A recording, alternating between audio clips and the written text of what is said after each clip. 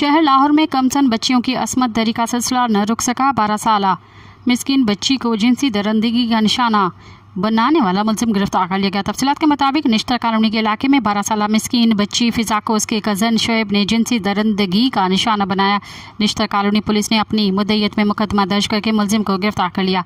Police के मुताबिक मुतासरा बच्ची फैसलाबाद की रिहायशी है जिसकी वालदा का इंतकाल हो चुका है। मुतासरा बच्ची अपनी पुप्पो के घर आई थी। घर में बच्ची को अकेले पाकर मुलजिम ने जिनसी दरिंदगी की और SSP मॉडल टाउन इखलाकुल्लाह तारण के मुताबिक कज़न ने घर वालों की गैर मौजूदगी में नींद की गोलियां खिलाई। बच्ची से ज्यादती की हमसाई खातून ने देख लिया।